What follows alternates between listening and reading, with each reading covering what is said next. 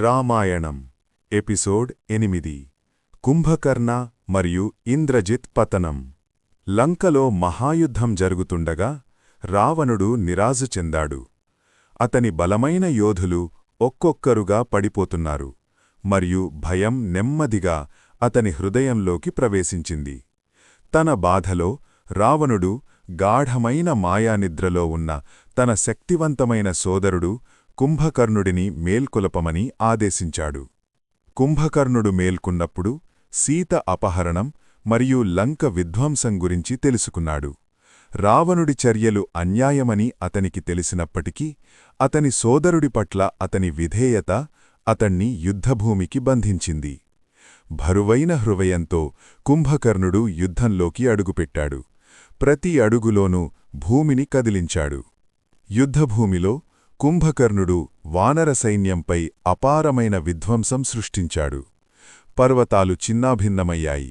యోధులు చెల్లాచెదురుగా ఉన్నారు మరియు రాముడి దళాలలో భయం వ్యాపించింది. అయినప్పటికీ రాముడు స్థిరంగా ఉన్నాడు. దైవిక ఆయుధాలను ప్రయోగిస్తున్నాడు. ప్రశాంతమైన సంకల్పంతో రాముడు కుంభకర్ణుడిపై శక్తివంతమైన బాణాలను కొట్టాడు. చివరికి అతని మర్త్య శరీరం నుండి అతణ్ణి విడిపించాడు. కుంభకర్ణుడు పడిపోయాడు. రాముడి దైవిక కృపద్వారా శాంతిని పొందాడు. తన సోదరుడి మరణంతో కోపగించిన రావణుడు లంకలో అత్యంత భయంకరమైన యోధుడైన తన కుమారుడు ఇంద్రజిత్ లేదా మేఘనాదుడిని పంపాడు. ఇంద్రజిత్ మాయాజాలం మరియు దివ్య ఆయుధాలపై పట్టు సాధించాడు.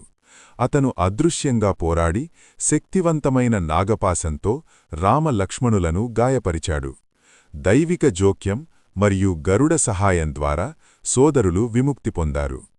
ఇంద్రజిత్ రహస్యయాగం పూర్తి చేసిన తర్వాతే ఓడిపోతాడని తెలిసిన విభీషణుడు రాముడికి సత్యాన్ని వెల్లడించాడు. ఈ జ్ఞానంతో మార్గనిర్దేశించబడిన లక్ష్మణుడు, హనుమంతుడు మరియు వానర సైన్యంతో కలిసి ఇంద్రజిత్ను ఎదుర్కొన్నాడు. తరువాత భయంకరమైన యుద్ధం జరిగింది. అది స్వర్గాన్ని కదిలించింది. అచంచల దృష్టి మరియు దివ్య ఆయుధాలతో లక్ష్మణుడు ఇంద్రజిత్ను ఓడించాడు. అతని భయానక పాలనను ముగించాడు. ఇంద్రజిత్ పతనం రావణుడి బలాన్ని మరియు విశ్వాసాన్ని దెబ్బతీసింది. కుంభకర్ణుడు మరియు ఇంద్రజిత్ ఇద్దరూ ఓడిపోవడంతో లంక విధి ముగిసింది. యుద్ధం దాని చివరి అధ్యాయం వైపు వేగంగా సాగింది. ఎందుకంటే ధర్మం అధర్మంపై విజయం సాధించింది. చూసినందుకు ధన్యవాదాలు. దయచేసి ఈ వీడియోని లైక్ చేయండి, షేర్ చేయండి మరియు ద డివోషనల్ ఎక్స్ప్లోరర్ ఛానల్కి సబ్స్క్రైబ్ చేసుకోండి.